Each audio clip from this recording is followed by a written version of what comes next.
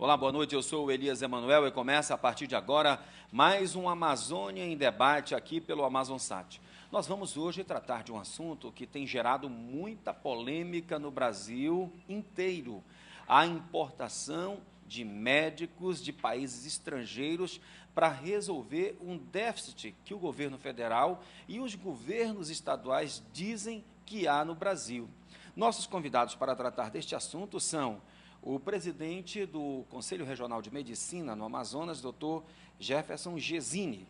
Também o Dr. Mário Viana, presidente do Sindicato dos Médicos aqui no Amazonas, e ainda o acadêmico pela Uninorte, que é Uninewton Lins, perdão, que é o Wigner Brenda Brouwer, que é nosso convidado. Vamos agora começar com o Dr. Gesine. Dr. Gesine, boa noite. Boa noite. Agradecemos aqui a presença e o honroso convite. Pois bem, vocês pretendem fazer uma mobilização amanhã em torno dessa discussão. Por quê? Inicialmente, nós temos um estudo que eu quero mostrar aqui para os senhores, que é a demografia médica brasileira. Um estudo feito em coordenação pela USP, com a participação de um banco de dados riquíssimo, das secretarias, do CNES, do Ministério do Trabalho, do Ministério da Saúde, todos os conselhos de medicina, onde a gente mostra que temos 400 mil médicos em atividade no Brasil, 400 mil médicos. E a maciça maioria está atuando no sul e sudeste do Brasil. Nós temos em atuação 6.800 médicos com diplomas no exterior, brasileiros ou não, dos quais 6.450 estão atuando em São Paulo. Ou seja, esses médicos revalidaram diplomas em vários locais do Estado, doutor Mário, e depois que pegaram a credencial dos Conselhos Regionais de Medicina, bateram asas, foram para o Sul Maravilha, por causa da condição não só de trabalho, mas a condição de vida e social muito melhor que nós temos aqui no Norte.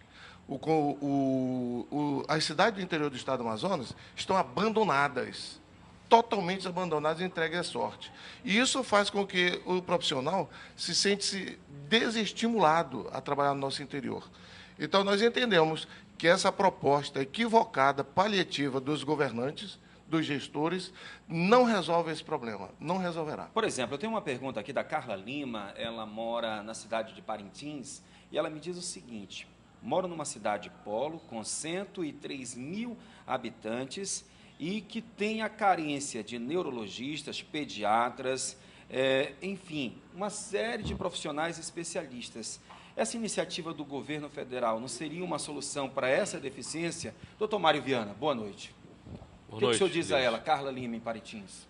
Bom, Carla, na verdade, nós queremos aqui deixar bem claro que nós, do movimento médico, sindical, conselhal, associativo, os estudantes de medicina, não somos, em absoluto, contra a importação de médicos. Nós não aceitamos que médicos formados no exterior, brasileiros ou estrangeiros, venham exercer a medicina sem passar pelo sistema Revalida, que é uma atividade que qualifica o médico para o exercício profissional e para que ele possa se registrar nos seus conselhos de medicina de cada estado onde eles vão atuar, né?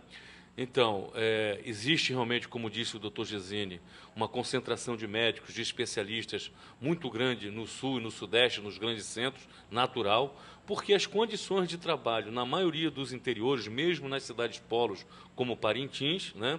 O doutor Gesine contava aqui há pouco a experiência que ele teve agora nesse momento de festa, que mesmo no momento de festa, as condições, a logística de saúde estão longe das ideais, mesmo em Parintins.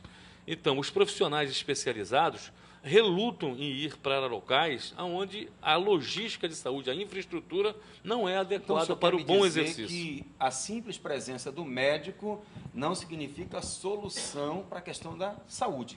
Com certeza. E aí vou me valer do estudo que o doutor Gesine há pouco aqui apresentou, da demografia, né, da médica no nosso país, demonstra que no estado de São Paulo são mais de 4 médicos por 1.000 habitantes, como em Brasília também.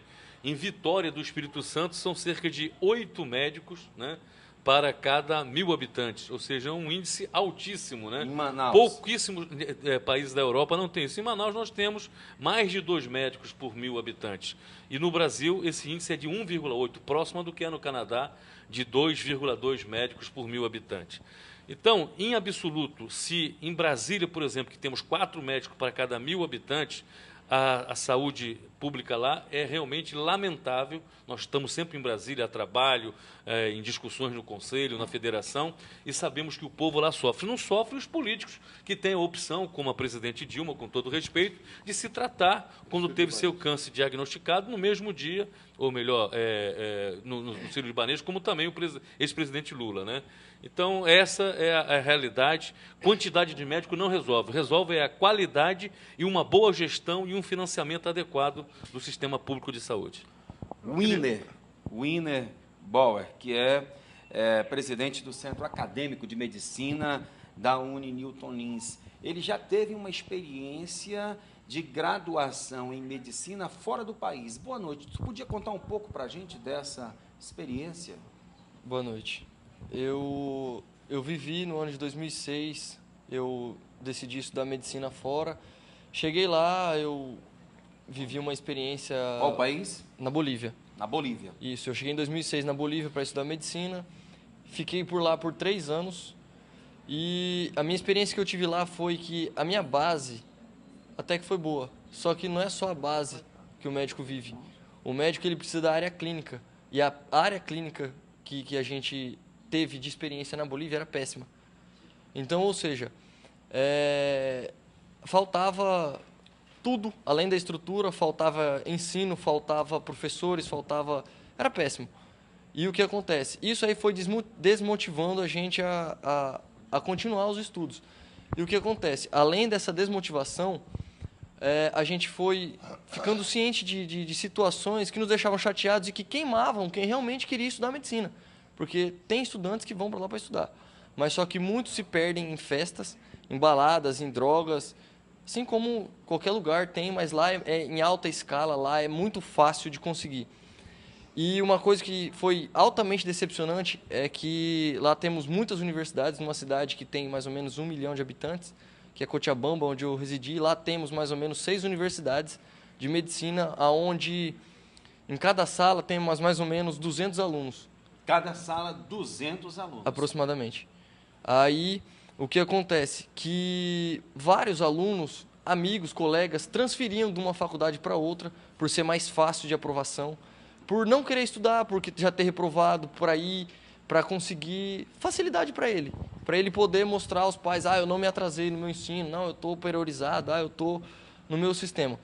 E o problema não era nem esse, o problema era que nós soubemos de amigos que chegaram lá depois de nós, ou que chegaram juntos e que já formaram, e pessoas que formaram antes dos 6 anos. Agora, como isso é possível? Nós temos lá uma instituição, que eu posso testar o nome, é a Unitep, que ela vende diplomas médicos. Ela vende diplomas médicos. Isso aí é fato, não é então somente... Então eu posso ir daqui para lá, não estudar nada, comprar o diploma e voltar como médico? Pode, porque a faculdade vende. Isso é uma vamos dizer assim, nos termos linguajares, é uma sacanagem com quem vai realmente para estudar, porque acaba queimando quem vai, porque até os próprios médicos falam, você estuda na Bolívia? Ou seja, então você não quer estudar. E não é essa a realidade. Tem alunos que vai para lá para estudar, mas a gente pode tirar do gráfico do Revalida, por exemplo. Porque 80%, 90% é reprovado. E esses 10% que passam, não é somente da Bolívia, são todos os países. Eles passam porque foram para estudar. Alguns passam. Então, se alguns passam, tem capacidade de passar. Só que os 90% que está lá bagunçando, que não quer nada com nada, que compraram diploma, é lógico que não vai passar. Agora, doutor Gesine, eu conheço pessoas aqui em Manaus, eu tenho um amigo que ele tem 2 filhos estudando medicina na Bolívia. Eu conheço vários acrianos que mandaram seus filhos estudarem na Bolívia. E aí a expectativa desses pais é que após a formação, esses jovens talentos terão espaço no mercado de trabalho, no ramo da saúde, aqui no Brasil. No próximo bloco, a gente vai continuar tocando nesse assunto. Vamos agora para o nosso primeiro intervalo e a gente volta logo em seguida.